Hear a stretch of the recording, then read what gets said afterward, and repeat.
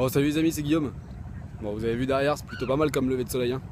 Ouais, c'est le lever de soleil sur le pont en teck le plus long du monde. Il fait à peu près 1,2 km.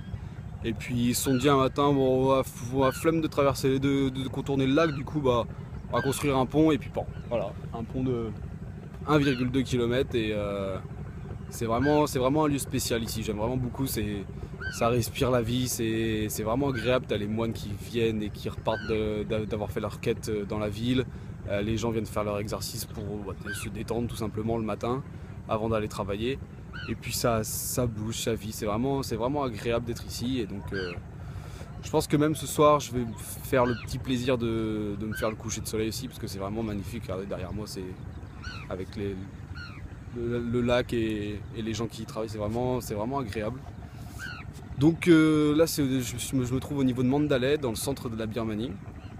Et au niveau de Mandalay, il n'y a pas que ça à faire non plus, il y a aussi énormément de temples à aller voir. Donc ça va permettre de s'occuper avant le coucher du soleil ce soir. Allez, ciao!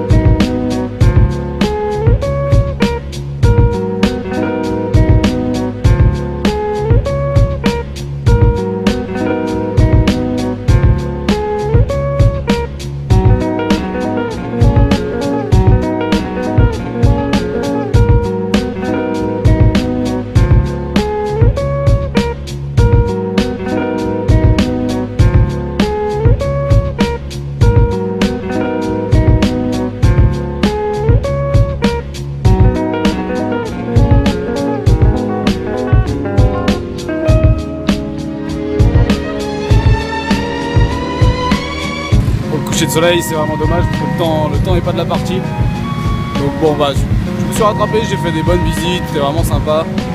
Mandalay, c'est vraiment une ville c'est pas agréable, mais moi j'adore, c'est le bordel, ça vit, ça bosse. Dès qu'ils peuvent te décrocher un sourire, ils te décrochent un sourire, ils se donnent à cœur joie, c'est vraiment agréable. Et puis bon voilà, derrière moi, je voulais vous en parler, c'est le palace.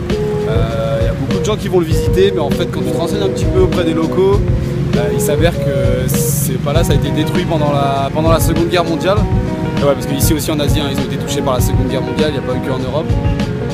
Et il a été reconstruit, pas dans les mêmes matériaux qu'à l'époque, et en plus avec un petit peu d'esclavagisme en fait, enfin de travaux forcés on va dire, mais ça faut pas le dire trop fort.